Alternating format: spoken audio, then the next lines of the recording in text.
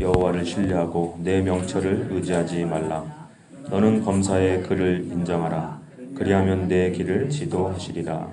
스스로 지혜롭게 여기지 말지어다. 여호와를 경외하며 악을 떠날지어다. 아멘. 잠시 기도합니다.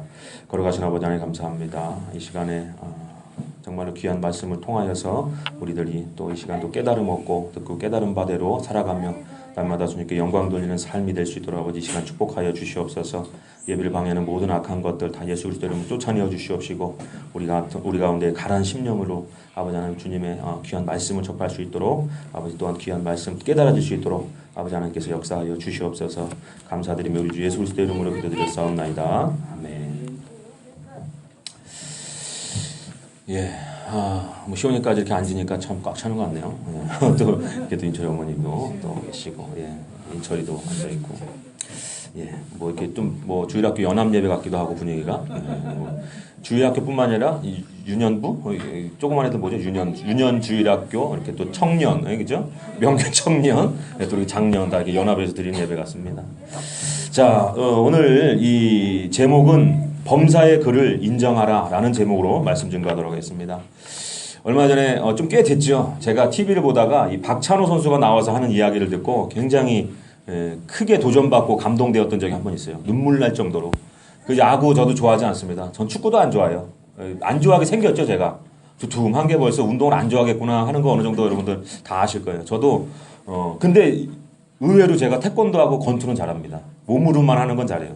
관장님들 다 인정을 하시고 시합도 나갈 뻔하고 했는데 구기 종목만 못해요. 그래서 야구나 농구나 축구도 2002년 월드컵 한일 월드컵 그때 마지막으로 본 축구가 그거예요. 사실 그 뒤로는 아무런 축구 중계도 본 적이 없어요. 그 뒤로도 계속 월드컵 있었지만 우리나라가 참여해도 뭐 그런 거에 관심이 없어요. 근데 이 박찬호 선수가 나와서 무슨 이야기를 했었냐면 자신이 초등학교 때부터 이제 야구를 하는데 그 야구 이제 투수끼리 어떤 그 사람들만 이제 전해지는 이야기들 중에 하나 뭐가 있었냐면 하루 종일 그 야구공을 손에서 떨어뜨리지 않으면 앞으로 세계를 놀래킬 만한 큰 야구 선수가 될 거라는 어떤 그 사이 어떤 어떻게 보면 미신 같은 거죠. 루머라고도 볼 수 있고 뭐 그냥 전해지는 자기들끼리만 투수들만의 이야기였던 것 같아요. 근데 박찬호 선수도 어렸을 때 그 얘기를 듣고 그거에 도전을 한 거예요. 사실 여러분 생각해 보면 연습 때만 열심히 연습하면 되지 그걸 꼭 야구공을 들고 댕긴다고 해서 어떤 능력이 큰 능력이 나타나는 건 아니라는 걸 우리 여러분 아마 다 아실 수 있을 겁니다. 근데도 그거에 도전한 거예요. 그러다 보니까 머리도 감아야 되고 샤워도 하고 해야 되는데 운동할 때야 당연히 던져야 되니까 뭐 던질 수밖에 없지만 그 나머지 시간을 다 24시간 이 공을 들고 있어야 된다는 거예요. 손에 떨어지면 안 된다는 거예요. 근데 도전하다 보니까 몇 날 며칠을 해도 어떻게 해요? 급하게 화장실 가다 보니까 손에서 떨어지고 뭐 목욕하다가 그러다 보니까 나중에 가장 많이 실패하는 부분이 어디냐면 잘 때도 들고 있어야 된다고 그래요. 그래서 아침에 눈을 떴을 때 이게 딱 손에 들려 있으면 그 선수는 정말 세계적인 선수가 된다라는 그들만의 어떤 그런 공존하는 이야기가 있었던 것 같아요. 근데 박찬호 선수가 그것을 맨날 며칠을 그렇게 도전을 하고 하다가도 자다가 딱 깨보면 손에서 놓여져 있는 거예요. 공이 떨어져 굴러가고 있는 거예요. 그러니까 이게 얼마만큼의 그 사람의 의지가 있었겠습니까? 얼마만큼 그 야구를 사랑하면 얼마만큼 그 훌륭한 투수가 되고 싶은 마음이 그 안에 있었으면 그 공을 24시간 동안 손에 쥐고 있는 것을 그렇게 노력했냐는 거예요. 그러다 결국에는 어느 날 그 수백 번의 실패를 경험하고 난 뒤에 다 이제 낮에도 계속 손을 들고 있고 그 다음에 밤에도 이제 이어서 그 공을 자면서도 끝까지 놓지 않고 잤던 것 같아요. 그래서 아침에 눈을 딱 떴는데 그 공이 자신 손에 들려있는 것을 보면서 하여튼 박찬호 선수가 그러더라고요. 너무너무 기뻤다고 하더라고요. 정말로 그 손에 들려져 있는 공을 보면서 자신이 이미 세계적인 스타가 되어 있는 듯한 그런 마음이 들더라는 거예요. 그 이야기를 제가 들으면서 굉장히 도전이 되는 거예요. 저 야구, 공을 던지는 저 선수. 물론 그 선수가 그렇게 정말 훌륭한 선수가 돼서 연봉이 잘 나갈 때 뭐 몇백억 정도 됐었고 지금도 은퇴했지만 그 ML 뭐 이런 뭔가 야구 거기서 은퇴 연금이 매년 3억 이상 나온다고 그래요. 선수 생활을 안 해도 우리나라도 금메달 따면 뭐 이렇게 하는 것처럼 그 프로야구 미국 그 프로야구에서 은퇴했지만 은퇴 연금을 3억씩 받는 그런 지금까지도 일을 안 해도 그렇게 그런 어마어마한 선수가 됐어요. 근데 그 선수가 얼마만큼 야구를 사랑했는지 운이 좋아서 된 건 아니구나. 정말 그 어린 시절에 정말 야구에 목숨을 걸었던 그 어떤 모습이 있었구나. 근데 과연 내가 오늘날 내가 예수님 믿고 내가 살아가는 내가 정말로 그 야구 선수가 공을 붙잡는 그 심정으로 내가 성령님과 동행하려고 노력하며 성령님께 날마다 의지하며 범사에 그분께 내가 감사하며 기뻐하며 기도하며 살고 있는가 생각해 볼 때 전혀 아닌 거예요. 이건 생명이 걸린 문제인데 그러지 못한 모습을 보면서 제가 그 박찬호 선수의 그 모습을 보면서 굉장히 마음에 깊이 담아두고 오늘 여러분에게 이렇게 소개를 해드립니다. 물론 교회 나와서 예수님 믿는다고 하는 사람들이 다 성령과 동행하는 삶을 사느냐? 저는 그렇지 못할 수 있다라고 생각을 합니다. 그럼 우리는 어떻게 해야 되느냐? 정말로 날마다 박찬호 선수가 공을 한 손에 붙잡고 사는 것처럼 우리도 날마다 성령님과 동행하려고 노력을 해야 된다는 거예요. 정말 쓰러지기까지 그런 노력을 할 때 우리가 박찬호 선수만큼 그보다 더 놀라운 능력의 사람이 될 수 있다는 것입니다. 예를 들면 그거죠. 하나님을 우리가 예수님을 우리 마음속에 영접했다고 해서 그것이 날마다 동행하는 삶이 될 수 있느냐? 없다라는 거예요. 예를 들면 이런 거예요. 집안에 이제 가장이 결혼한 그 부부가 아니라 그 남편이 아니고 그 아버지, 시아버지가 만약에 가장 호주가 시아버지로 돼 있는 거예요. 근데 모시고만 사는 거예요. 방 하나 내드리고 그냥 우리도 마찬가지예요. 예수님 내가 모셨다고 영접했다고 하면서 모든 의사를 내 마음대로 결정하는 것처럼 그냥 어디 한 구석에 모셔놓는 거예요. 여기 내가 할 일들은 많이 있는 거예요. 그 모습처럼 아버님도 그 호주가 되시는 아버님도 그냥 방 안에다가 모셔두고 모든 일들을 자기네끼리 자식하고 같이 해결해 나간다고 하면은 그거는 모시고 살고 같이 함께 사는 게 아니죠. 어른을 모시고 살면은 어떻게 해야 됩니까? 여쭤봐야 되고 아들이 이제 돌이 됐는데 아버지 어디서 돌잔치를 할까요? 손님은 어떻게 모실까요? 뭐 어떤 음식을 준비할까요? 뭐 이런 것들에 대해서 상세하게 여쭤보면서 같이 사는 것이 모시고 사는 것이고 함께 사는 것이고 동행하는 삶이라는 거예요. 그리고 아버지가 우리 집의 가장이라는 것을 인정해드리는 삶이라는 거예요. 근데 우리 삶 가운데 그러지 못할 때가 많이 있어요. 예수님 영접했는데 어디 방 한 구석에 내 마음 한 구석에다 그냥 모셔두고 모든 의사를 내 마음대로 결정하면서 살아가기가 일수라는 것입니다. 저도 집사람하고 이제 결혼한 지 이제 아기가 나서도 이렇게 몇 년 살았는데 부부싸움을 안 하고 살 수 있는 것이 물론 큰 하나님의 은혜입니다. 원래 싸움은 신혼 초기에 많이 난대요. 신혼 초기에 기지고 먹고 그때 많이 싸우면 뭐 말년에 가서 많이 싸운다고 하더라고요. 근데 저는 초기에 뭐 안 싸우니까 어떤 분들은 또 이렇게 얘기하면 또 그래요. 더 살아봐 이렇게 제가 하는데 초기에 별로 싸울 일 없으면 그 뒤에도 별로 없대요. 또 어떤 분들은 그래요. 나이 차이가 그렇게 나는데 싸우면 되냐고 또 이렇게 말씀하시는데 제가 정말로 언성을 높일 만한 일들이 살면서 많이 집안에 있었지만 그때마다 많이는 아니에요. 죄송합니다. 집사람인데서 많이 있었지는 않았어요. 몇 번 있었지만 그때 제 마음속에 드는 마음이 뭐였냐면 내가 정말로 이 가정의 성령님이 어른이라고 생각하시고 성령님이 이 가정을 이끌어 나가시고 이 가정 가운데 거하시는 분이 성령님이 정말로 우리와 함께 거하신다면 이 가정 가운데 내가 함부로 언성을 높일 수 없는 게 맞구나. 그 생각이 들더라고요. 그래서 삭히는 거예요. 그리고 어떡합니까?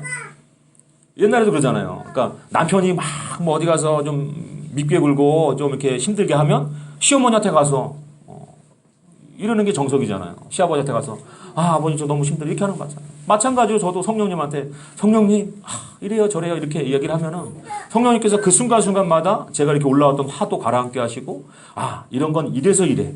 너와 함께 사는 저 배우자의 지금 마음이 이래서 그래. 라고 하면서 오히려 제가 잘못한 것들을 일깨워 주시더라는 거예요. 삶에서 우리가 이렇게 실질적으로 내가 하나님을 정말 내 안에 계신 성령님을 인정하고 그분을 존중하고 생각하면서 산다면은 함부로 내 안에 성령님이 계신데 누구에게 승질을 그렇게 함부로 막 언성을 높여가면서 낼 수 없고 함부로 혈기를 낼 수가 없다라는 것입니다. 그래서 우리가 일반적인 크리스찬들은 어쩔 때만 성령님과 동행합니까? 기도할 때만 동행을 하죠. 기도할 때만. 왜냐하면 기도할 때는 아쉬워서 할 때가 많아요. 감사해서 할 때도 많지만 좀 잘못된 거지만 아쉬우니까 내가 급하니까 뭔가 무릎 꿇고 막 기도하는데 그때만 성령님 막 역사해달라고 기도를 하는데 기도하고 나가면서는 모든 것들은 이제 그 뒤로는 자신의 생각대로 자신의 마음대로 살아가기 일수라는 것이에요. 그것이 우리에게 정말 잘못된 일이라는 것입니다. 기도할 때만 성령님과 동행하니까 오직 하면은 데살로니가전서 5장 17절에 뭐라고 되어 있습니까? 쉬지 말고 기도하라고 그러잖아요. 예수님께서. 쉬지 말고 기도해야 성령님과 동행할 수 있으니까. 그래서 뭐라 그러죠? 데살로니가전서 5장 16절, 17절, 18절에 보면 항상 기뻐하라. 그다음에 쉬지 말고 기도하라. 범사에 감사하라. 근데 19절에 뭐라고 되어 있냐면 성령을 소멸하지 말며라고 되어 있어요. 성령을 소멸하지 말며. 여기가 사실은 키워드죠. 19절의 키워드예요. 성령을 소멸하지 말며. 성령님을 내가 항상 동행하면서 내 가운데 모시고 살면서 이렇게 노력하며 살다 보면 정말로 그 성령님 안에서 날마다 기뻐할 수 있게 되고 날마다 감사할 수 있게 되고 날마다 기도할 수 있게 되더라는 거예요. 제가 그거를 많이 이제 도전을 하고 있어요. 사실은 뭐 항상 실패도 하고 또 못하고 하지만 그래도 성령님과 날마다 동행하려는 그 마음을 가지고 그 24시 기도라고 하나요? 계속해서 성령님하고 묻고 또 묻고 그런 삶을 살아가고 있는데 너무너무 은혜가 돼요. 물론 잘 안 될 때도 있습니다. 솔직히 고백드리면. 그러나 그것을 제가 그렇게 삽니다라고 말씀드리는 것이 아니고 그렇게 살려고 저 또한 날마다 노력하고 있다는 거예요. 근데 그 노력을 할 때가 제가 가장 살면서 기쁨이 넘치고 감사가 넘치고 날마다 쉬지 않고 기도하게 되더라는 것이에요. 그래서 제가 몇 가지 이제 이 실생활의 예를 좀 몇 가지 드리고 또 이렇게 마치고자 하는데 정말로 이 성령님과 그러면 동행하며 인도함을 받으려면 어떻게 해야 되느냐. 그것을 여러분에게 이제 두 가지만 말씀드리고 마치고자 합니다. 그 두 가지가 또 첫 번째로 뭐냐면 절대로 혼자 스스로 결정하지 말아야 된다는 거예요. 어떠한 가장 기초적인 일이라 할지라도 그것을 자기 스스로 결정해서는 안 된다는 거예요. 왜냐하면 이것은 훈련되어져야 되는 성령님과 동행하는 삶은 훈련되어지지 않고는 안 된다라는 것이에요. 이거 시원이가 자꾸 아빠를 부르는데 제가 아까 찬양하는데 그런 마음이 또 들더라고요. 내가 이게 제가 말귀를 알아듣기 시작하고 제가 설교할 때마다 옆에 듣는다고 생각을 하니까 하나님 다음으로 내가 눈치 봐지는 거는 저 사람이겠구나라는 생각이 들더라고요. 집사람은 둘 다 이제 성인이니까 어느 정도 저의 집에서의 허점이나 이런 것들을 이해하고 듣는단 말이죠. 근데 아이들이 사춘기에 자라면서 저렇게 수연이만하게 자라면 이 앞에 서서 설교하는 사람은 어때야 될까요? 삶이. 정말 그 찬양하면서 그 마음이 들어서 제가 좀 충격적인 생각이 들었어요. 더 앞으로 삶에서 많은 것들을 내 진짜 하나님 앞에서 올바르게 살아야 되겠구나라는 생각이 들더라고요. 갑자기 제가 저럴 거 아닙니까? 설교하다가 여러분 집에서 자녀 교육은 이렇게 해야 됩니다. 그래서 아내를 이렇게 사랑해야 됩니다. 절대로 싸우지 않아야 됩니다. 하면 갑자기 저기 서서 아빠! 이럴 거 아닙니까? 그렇게 살았어요. 이러면 어떡합니까? 이게 아빠 하는데 그 순간에 딱. 예. 그래서 계속해서 말씀 이어나가면 절대로 우리가 혼자 스스로 결정하지 말아야 된다는 거예요. 이사야서 1장 18절에 보면 뭐라고 되어 있냐면 여호와께서 말씀하시되 오라 우리가 서로 변론하자. 너희의 죄가 주홍 같을지라도 눈과 같이 휘어질 것이요 진홍같이 붉을지라도 양털같이 희게 되리라. 여기서 주목해야 될 말씀은 뭐냐면 오라 우리가 서로 변론하자. 서로 변론하자. 이 기도라는 건 여러분 대화라는 거예요. 하나님과 하는 대화라는 거예요. 근데 대화가 일방적인 대화는 절대 기도일 수 없다라는 거예요. 우리가 기도했으면 그분의 음성을 들어야 되고 그분의 마음이 어떠신지 내가 어떻게 살기를 원하시는지 내 삶 가운데 어떠한 뜻이 계신지를 우리가 들을 줄 아는 귀가 열려야 된다는 것이에요. 그게 정말 기도죠. 그렇기 때문에 여러분 그것이 되려면 우리가 날마다 기도하면서 평소에 훈련해야 되는 게 뭐냐면 우리가 이제 여기 제가 우리 양육반의 엘리트 우리 명견 선생님 계시지만 항상 제가 숙제를 내드려요. 하루에 50번씩만 성령님께 물어봐라. 50번씩만. 여러분 그거 할 수 있을 것 같습니까? 정말 힘듭니다. 저도 노력하고 있는데 오늘 20번 좀 넘게 했어요. 50번 채우기가 힘들어요. 그러니까 사소한 걸 다 물어보는 거. 이 훈련이 되면요. 여러분 놀라운 일들이 너무나 많아서 제가 2시간, 3시간 계속해서 어떠한 일들이 사람들에게 정말로 생겨나는지 기적이 생겨나는지를 얘기해 드릴 수 있는데 이 시간이 짧아서 그 얘기 막 못 드려요. 근데 정말로 놀라운 일들이 생겨요. 저 같은 경우는 그 훈련 처음에 시작할 때 슈퍼가 라면을 좋아하니까 슈퍼 가가지고 성령님 너구리를 먹을까요? 신라면을 먹을까요? 짜파게티 먹을까요? 그때 갑자기 성령님이 뭐 짜파게티를 먹어라 이렇게 음성이 들려오면 정말 놀라운 일이죠. 근데 그렇진 않아요. 처음엔 그렇지 않다라는 거예요. 그냥 그렇게 속을 한번 여쭤보고 내가 그냥 먹고 싶은 걸 먹어요. 근데 그 계속 훈련이 되어지면 정말로 어느 단계까지 가는 줄 압니까? 어느 날도 이제 딱 일찍 이제 배가 고파서 얼른 집에 라면 하나 끓여 먹어야지 하고 딱 끓여 먹으려고 슈퍼까지 들어가면은 뭘 먹을까 하면은 어머니가 김치찌개 끓여놨다 집에 가서 밥 먹어라 이런 음성까지 들릴 때가 있어요, 여러분. 여러분 다 이해할 만하니까 말씀드리는 겁니다. 또 어디 가면 또 저 사람 이상한 사람 아닌가 할지 모르겠지만 우리가 그만큼 성령님과 깊이 교제해야 된다는 거예요. 그리고 제가 사실 주일날 요 앞에 제가 차를 세워놨습니다. 골목에. 근데 어떤 차가 제 차를 받았어요. 제가 트렁크에 뭘 싣고 있을 때 받았어요. 싣고 있을 때 받았어요. 그러니까 제가 실으면서 놀랐어요. 꿍 하면 차가 뒤로 오니까 제 차가 이렇게 밀릴 정도로 받은 거예요. 그리고 나서 제가 어떻게 했느냐. 교회 근처지 않습니까? 그 아저씨가 이제 밖으로 고개를 내밀었어요. 그 큰 차였어요, 좀. 카니발이 좀 크잖아요. 제 차는 경차잖아요. 왜소하잖아요. 등치도 안 되고. 그러니까 이게 딱 했는데 그 차를 좀 뒤로 후진하면서 제가 이제 봤어요. 웃으면서 갔죠. 그랬더니 괜찮으세요? 그러길래 뭐라고 그래요? 괜찮습니다. 그러고 차를 봤더니 좀 이렇게 까진 게 언뜻 눈에 보이더라고요. 근데 그 차는 이제 허옇게 더 묻고 괜찮습니다. 아유 뭐 제가 여기다 차를 세우면 안 되는데 세워서 불편 드려서 죄송합니다. 아 전 괜찮습니다. 이렇게 하면서 그냥 웃으면서 보내드렸어요. 그러고 나면 어떻게 돼요? 차를 유심히 보게 되죠. 이제 연락처가 있어요. 뭐가 있어요? 보냈는데 남발을 외워요. 뭐예요? 차를 유심히 보는데 마음이 안 좋은 거야. 까진 거야 뭐 그냥. 근데 제가 다른 데는 다 망가졌어요. 녹슬고. 근데 범퍼는 간지 1년도 안 됐어요. 앞 범퍼는. 근데 그 범퍼를 받은 거예요. 그러니까 옆에 휀다가 약간 이렇게 하면서 이빨이 안 맞게끔 이렇게 이제 되면서 그 볼트니 데가 페인트가 살짝 갈라지면서 깨져 올라온 거예요. 휀다 쪽까지, 쇠까지. 범퍼 말고. 이제 그렇게 된 상황이에요. 그래서 이제 견적을 뽑으면은 많이 낼 수 있는 견적인 거예요.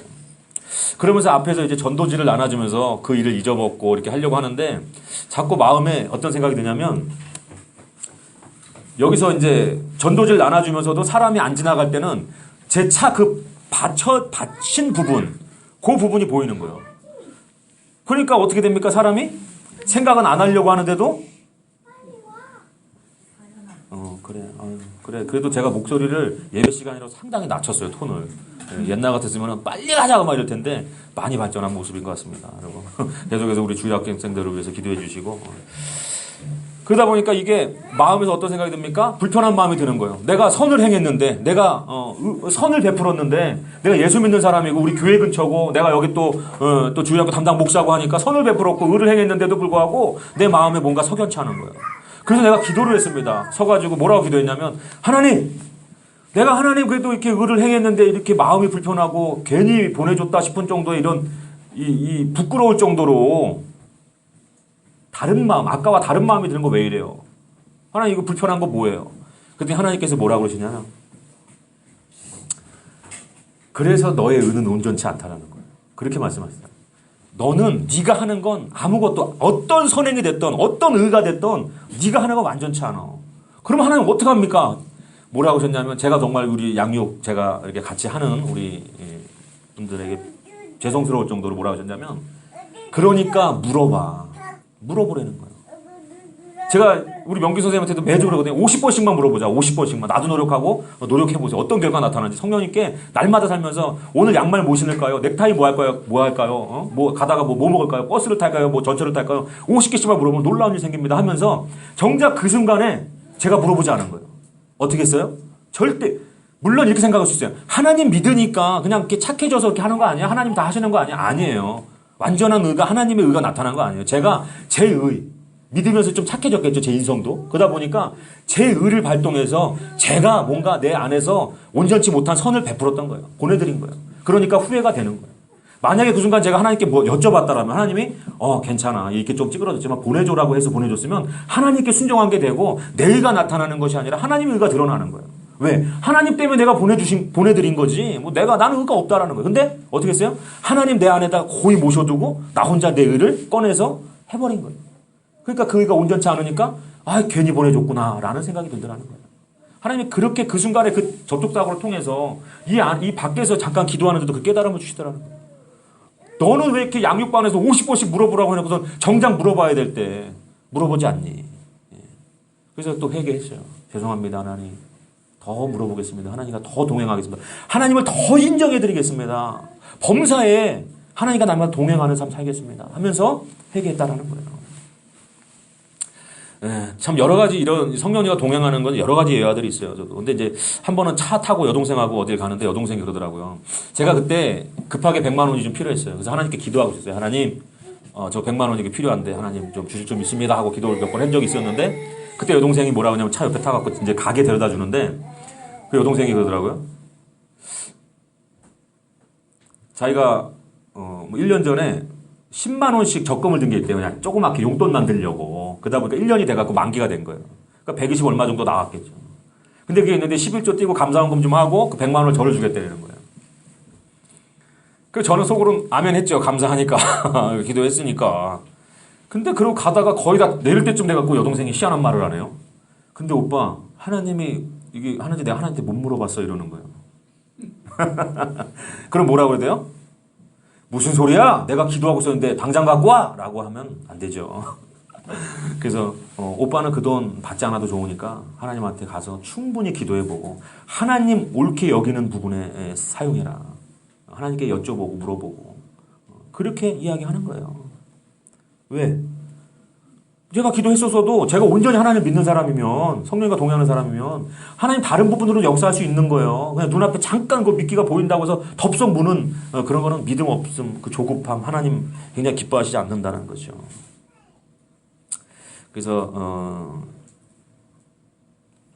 우리가 더 길게 하긴 좀 그렇고 첫 번째로 우리가 날마다 살면서 성령님께 물어보는 훈련을 해야 되고 그 훈련이 몸에 배어질 때 정말 내가 하나님께 물어봐야 될 순간에 놓치지 않고 물어볼 수가 있다는 거예요. 내 의가 드러나지 않고 하나님의 의가 드러나면서 정말 나를 주장하시고 내 삶을 옳게 인도하시는 그분의 역사하심이 우리 삶 가운데 나타난다는 것입니다. 사실 한 가지만 더 말씀드리고 싶습니다. 뭐가 있냐면 이건 뭐 여동생 일도 더 많이 있는데 제가 전에 했던 교회 집사님 가운데 평생을 부모님을 위해서 부모님을 위해서 기도하신 게 있었는데 뭐가 있었냐면 이제 예수님 영접할 수 있게 해달라고 구원해달라고 평생을 이렇게 기도하는 가운데 이제 돌아가시기 얼마 전에 이제 임종일 앞두고 예수님을 영접하고 본인이 입으로 시인하고 예수님 그리고 또 너무나 평온하게 돌아가신 거예요. 누가 봐도 믿는 사람들이 다 봐도 정말로 마음속에 정말 영접하시고 천국 가시는구나 할 정도로 그리고 나서 그 마음이 너무 감사해서 하나님 앞에 감사원금을 하고 싶었던 거예요. 굉장히 많은 액수를 생각하고 있었어요, 이 집사님. 근데 하나님 앞에 기도하는데 하나님이 뭐라 그랬냐면 감사원금 하나님 얼마 할까요? 그랬더니 하나님 10,000원 하랬대요, 10,000원. 여러분 우리가 쉽게 생각하면 그냥 자기 생각적으로 자기가 조금 내고 싶어서 그러는 거 아니야? 근데 또 그런 여러 가지 걸로 하나님께서 깨달음을 주시려고 하는 경우도 있다는 거예요. 그래서 아니 도저히 자기 생각에 맞지 않는 거예요. 내 부모님 평생 기도해서 천국 갔는데 무슨 10,000원을 감사헌금하라는 걸 잘못된 줄 알고 몇 날 며칠을 계속 기도했는데도 10,000원 헌금하라는 마음이 오더래요. 그래서 기도하는데 하나님께 계속 물어봤더니 하나님 뭐라고 하셨냐면 지옥 가야 될 영혼이 천국 갔다. 천하보다 귀한 영혼이 천국에 갔어. 그러면 과연 그 값으로 얼마를 헌금해야 그것에 상한 감사가 될까라는 마음을 주시더라고요. 그냥 너는 내가 명령하는 대로 내 뜻에 따르는 것, 순종하는 것이 옳다라고 말씀하시더래요. 그래서 감사하는 마음으로 10,000원을 헌금하고 만약에 그때 100만 원이고 1,000만 원이고 했으면 그때 하나님의 감사한 일은 그 삶에서 그 짧게 끝나고 넘어갔을 거예요. 그러나 그것이 마음에 큰 그 은혜가 날마다 거룩한 짐이 되어서 봉사하고 날마다 전도지들 들고 나가서 우리 아버지 생명을 구원해 주신 하나님께 감사하는 마음으로 전도하며 다니는 거예요. 그러니까 하나님의 역사가 여러분 우리가 물어보지 않으면 쉽게 그냥 내 생각대로 해버리는 경우가 많이 있다는 거예요. 그래서 하나님 우리를 그렇게 한 걸음 한두 걸음을 인도해 주시기 원한다는 것입니다. 짧게 두 번째로 우리가 그렇게 하나님과 동행하며 성령님과 동행하며 인도함 받기 위해서는 가장 중요한 것은 뭐냐면 물어보는 것 다음에는 바로 순종이라는 것입니다. 순종. 우리가 히브리서 11장 8절에 보면 믿음으로 아브라함은 부르심을 받았을 때 순종하여 장래의 유업을 받을 때에 받을 땅에 나아갈새 갈 바를 알지 못하고 나아갔으며 라고 되어 있어요. 여러분 아브라함이 어디로 가라고 했을 때 아브라함은 어떻게 가야 되는지도 모르면서 그 땅 어떻게 생겼는지도 모르면서 무조건적인 순종을 했다라는 거예요. 여러분 우리가 우리 오늘 명규 선생님 잘 아실 거예요. 제가 이제 양육반에서 또 이게 하는 과정 가운데 순종 아브라함의 4대 순종이 있습니다.